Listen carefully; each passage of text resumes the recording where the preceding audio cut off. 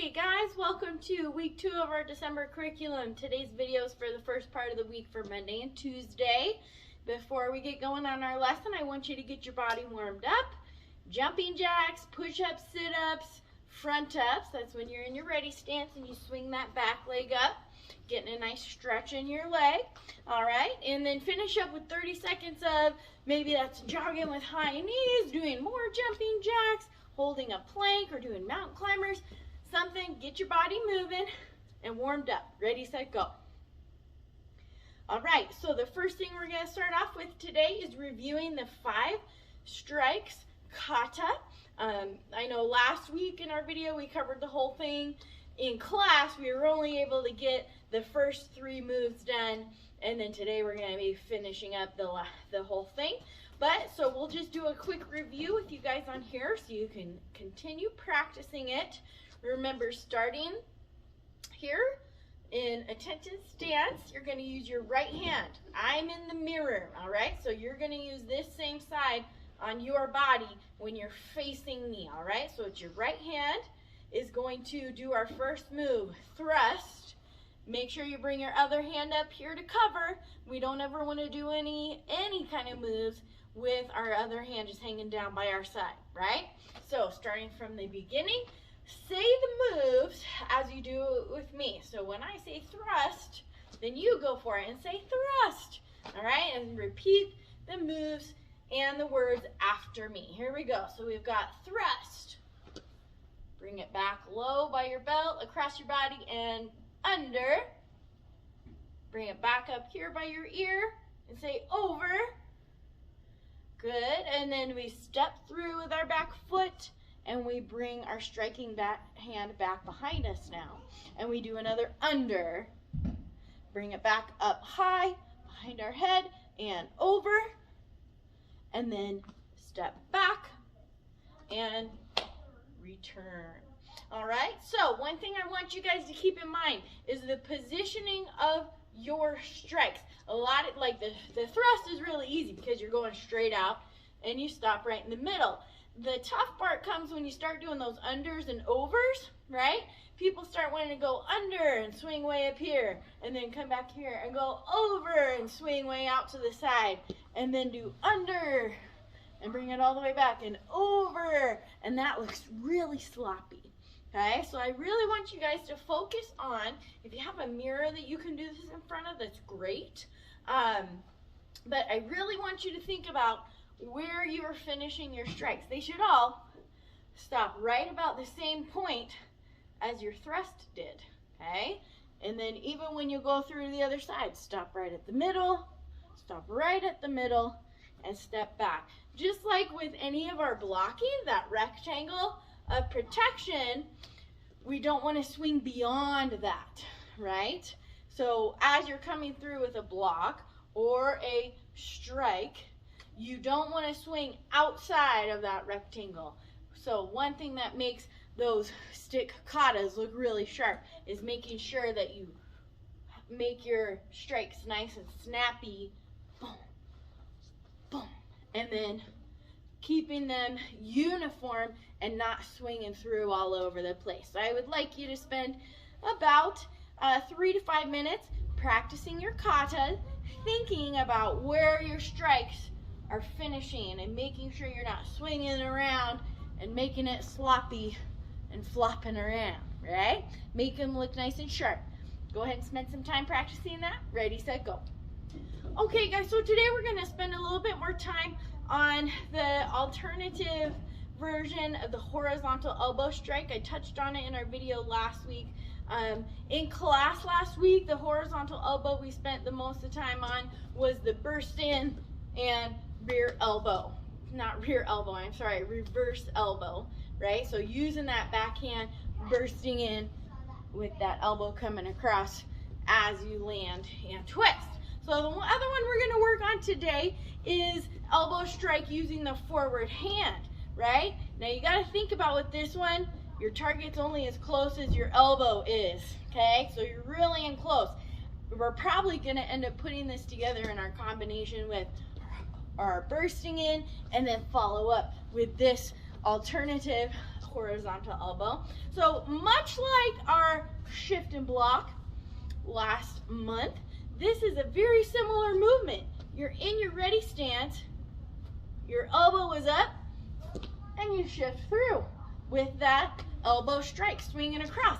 Again, just like with our burst in, the power doesn't come from me swinging my elbow around. The power comes from my body, okay? So just like with the horizontal burst in and twist, right? My arm isn't flopping around. It's my body that's doing the power in the twisting. So same thing with this one, only now it's my forward hand, shift, and that elbow comes across, okay?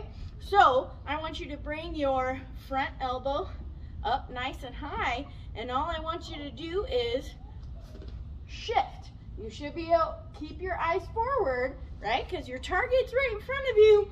Keep your eyes towards your target. What you don't want to do is shift and be looking this way, right? You never want to turn your back to the opponent, okay, to your enemy that you're defending yourself against, all right? So when you are in that ready position, elbow comes up, shift, and then come right back to your ready stance, okay? So one more time, elbow up, shift, and then come back to your ready stance, okay? So I want you to practice with that forward hand on your left side, and then you can switch your feet and do the same with your right, okay? And then always coming back to your ready stance, keeping your eyes forward, okay? Once you feel like you've got the motion down, just remember you're striking with the forward side. This is coming across and striking the target as you shift, okay? And then always coming back to your ready stance. So I want you to practice horizontal elbows with your forward hand, shifting, coming back to your ready stance between each one. Do 10 on each side. Ready, set, go. All right, guys, just a quick review of our outside blocks. All right, it's easiest to drill these when you do have someone swinging some hook punches at you to give you a target to block. But if you don't have someone doing that for you, you can still practice. Remember, your hands always stay up in good ready position. When we block to the outside, we want to stay inside that rectangle of safety. We don't want to swing out beyond it, right? So blocking out. But I also want you to think about how far away your hands are from your face. From the side, you can see how far out my hand is from my face.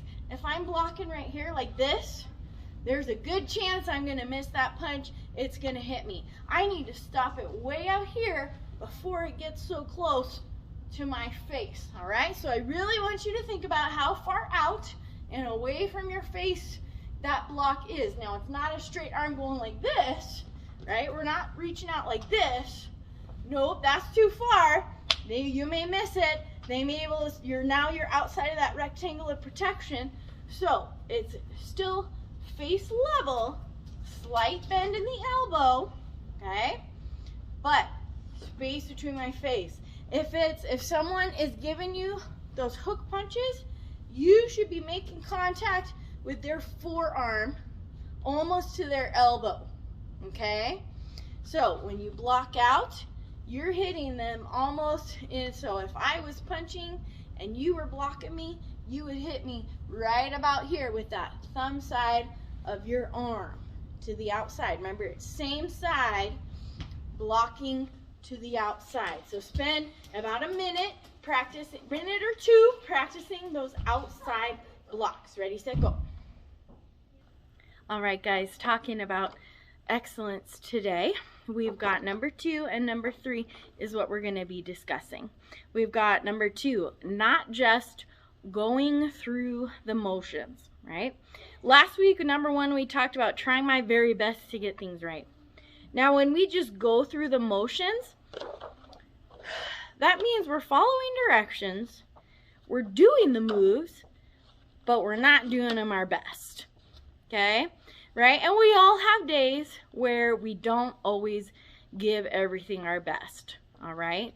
And sometimes it's maybe because we didn't have a good night's sleep.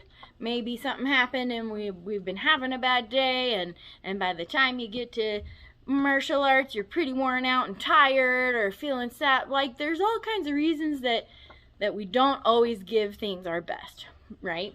But when it comes to especially things like test day, or doing like special projects for school, or maybe you're helping clean up the house because company is coming over to visit, something like that, right? If we just go through the motions, let's talk about testing here for martial arts, because that's the most practical application with me. When you're with me, is if you come on test day and you're just, right, that combination we did last month. Step, walk, eye spear, front kick, side kick. Right? I did all the moves, but I was just going through the motions. I wasn't trying hard. There wasn't any intensity. And that would be an example of just going through the motions, right? Maybe you're doing your chores at home and it's your job to take out the trash, and so you just go around and check each trash and then just shove everything down. Instead of actually emptying it, you just kind of shove everything down so it doesn't look as full, right? That's just making it look like you did the job, but you really didn't do it your best, and you didn't follow the instructions to actually empty the trashes, right? Or let's say you got a big project at school, and you have to like make like a poster, and the teacher says you need to use at least 3 different colors, but I really want it to be really colorful, so try to use as many as you can. Well, she said I only got to use 3, so I'm just going to use 3 and not any more, right? Well, that wouldn't be giving it your very best. Yes, you followed the instructions, but you still might not get a very good grade or score on it because you really didn't try hard. All right, so that's what not just going through the motions means. You're actually trying your best, going a little bit above and beyond the minimum. Okay, all right, let's talk about number 3. It says behaving better than all my friends, right? So sometimes our friends make bad choices. Sometimes our friends say, hey, let's go do this. Let's sneak around and go do something. Or, oh, don't worry about it. She said we only got to use 3 colors, so just use 3 colors, right? So friends are wonderful. We need to love our friends and be there for our friends and support them and do the right thing. But sometimes it's up to us to kind of set a little bit better example, right? And you know, the friend that says, hey, it's okay, my mom won't know, it's not a big deal. The better thing to do would be to say, well, I still don't think we're supposed to be doing that, and I'm just not comfortable with that. Let's do something that we don't have to sneak around to do, right? You don't want to be snobby and be like, I behave better than you, so I'm not going to do that, right? That's not a good way to do it, because then it makes your friends kind of not like you. But you can still encourage your friends and set an example by making your own good choices and being kind to others. Okay, so those are our 2 ways practicing excellence that we're talking about today, and we'll talk some more about 4 and 5 in our next video. All right, you guys have a good day.